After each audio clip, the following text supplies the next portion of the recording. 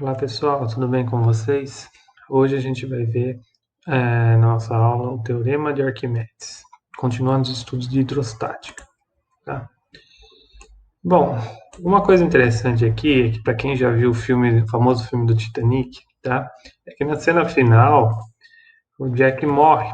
E aí fica uma grande polêmica na internet, porque se nesse pedaço de madeira não caberia os dois, ele e a Rose, e aí assim ele se salvaria, tá?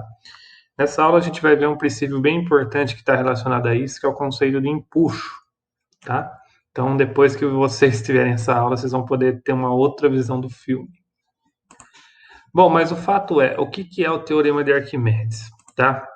O Teorema de Arquimedes tem várias versões e eu fiz uma versão própria aqui.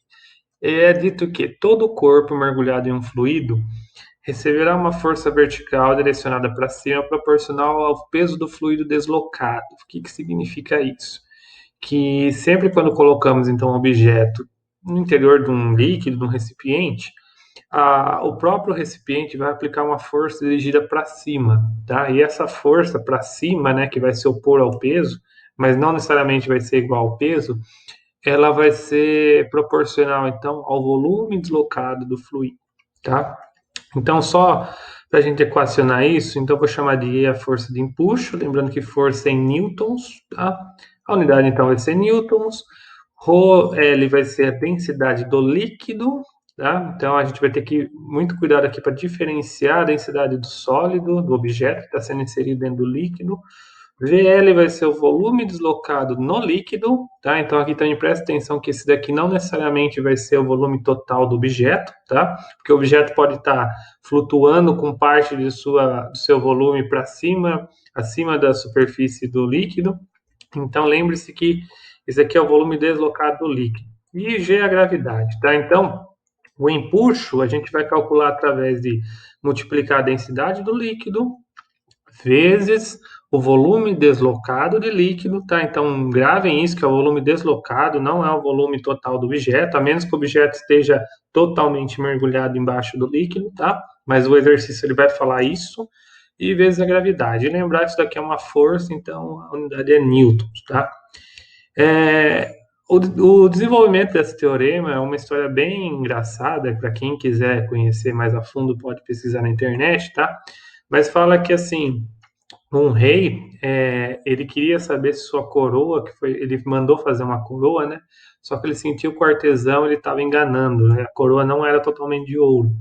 Então ele pediu, exigiu do Arquimedes que descobrisse se a coroa era feita de ouro ou não, tá? E o Arquimedes estava preocupado porque se ele não conseguisse, fatalmente o rei ia mandar decapitar ele, tá? Mas o fato é que reza a lenda, né, que durante o seu banho numa banheira, acidentalmente o Arquimedes deixou cair a coroa na banheira e aí como equacionando, vendo se a coroa afunda ou não, ele soube que a coroa não era feita totalmente de ouro, tá? E aí reza a lenda que ele saiu pelado da casa dele, gritando Eureka, Eureka, tá?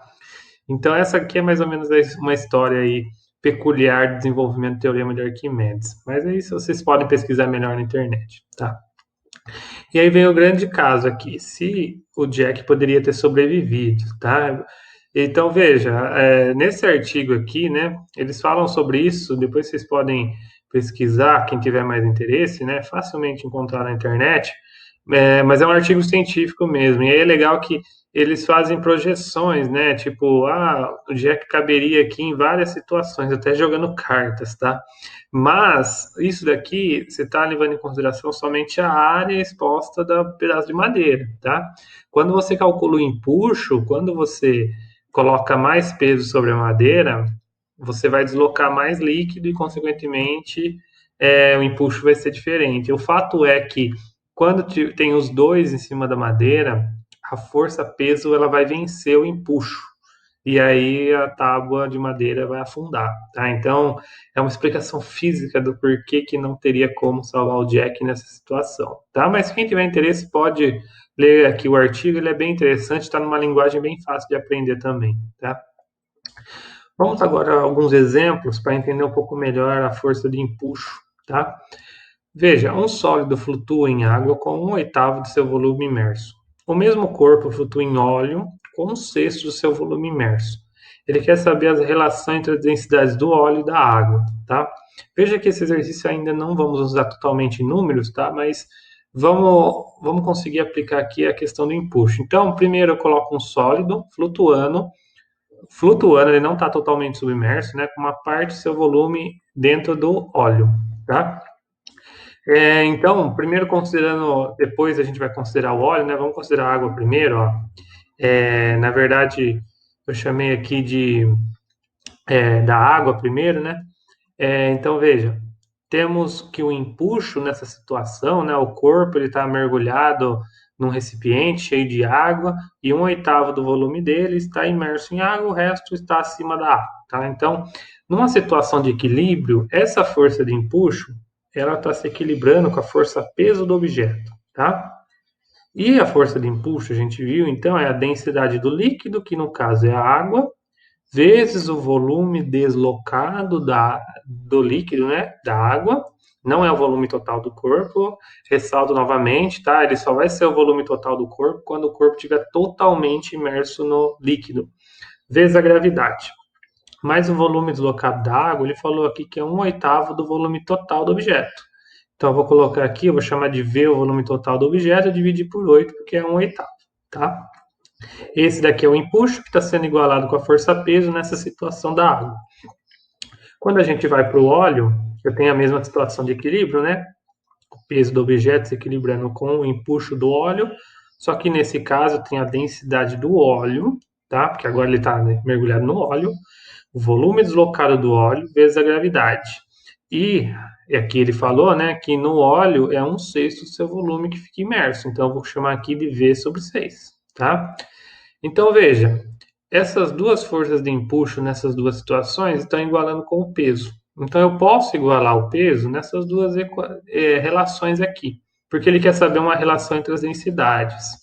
Então o que eu vou ter? Eu vou ter que a densidade da água V sobre 8 vezes gravidade é igual à densidade do óleo V sobre 6 vezes gravidade, tá?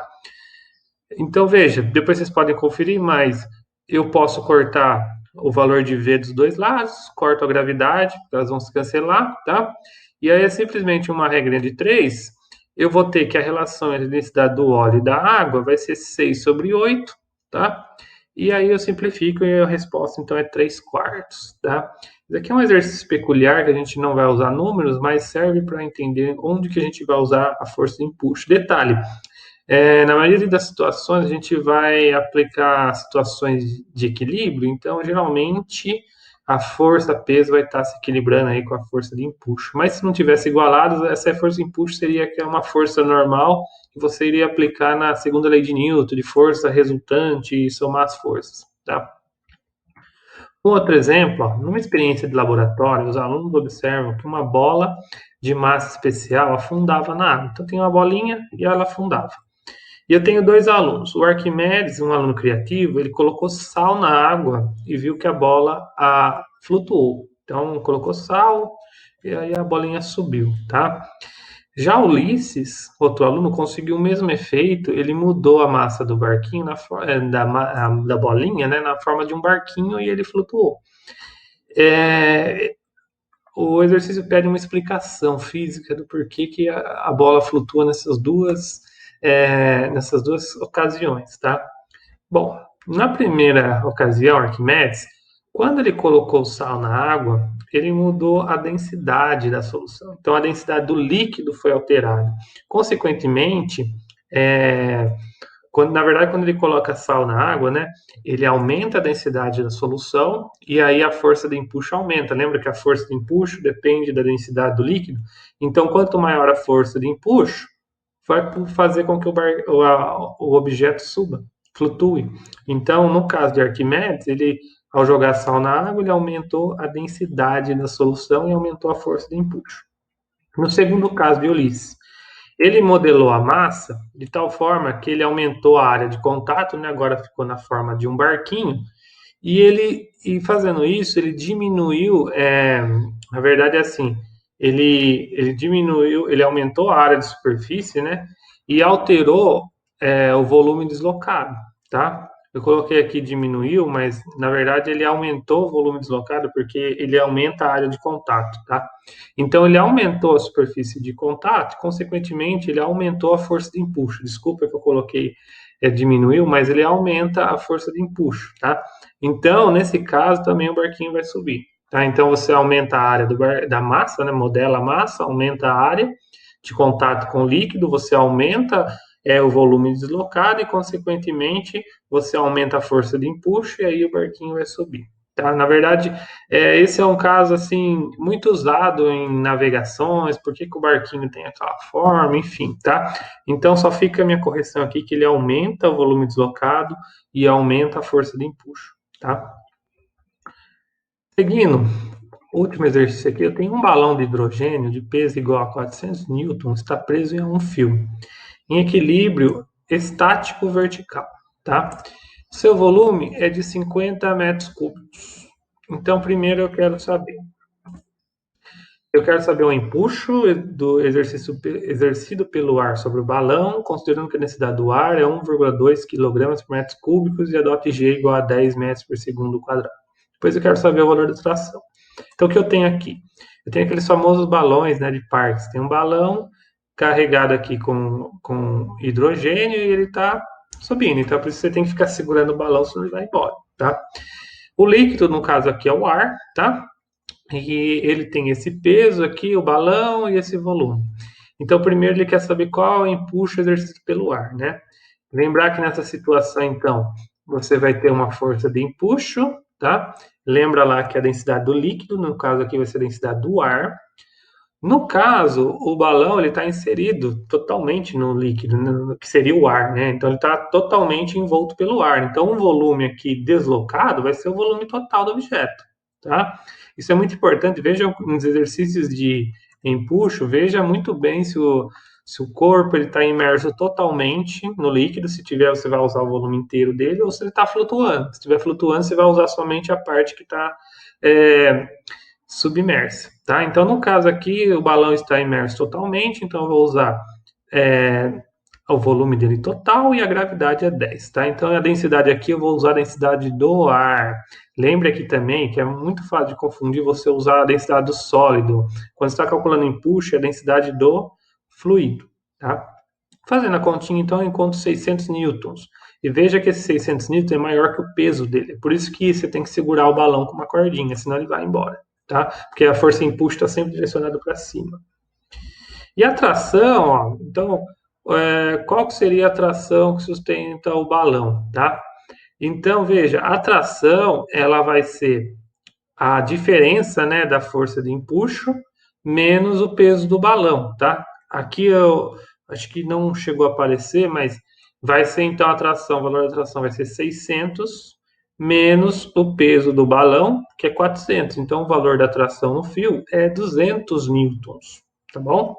Então aqui é a segunda lei de Newton, tá? Então veja que o empuxo, a gente estava falando muito de pressão, né, nas últimas aulas, mas o empuxo você vai simplesmente aplicar, né, valor densidade, volume deslocado para calcular o empuxo, ele é uma força e você aplica a segunda lei de Newton, tá? Bom, é isso. Obrigado pela aula de hoje. Até a próxima, gente. Até mais.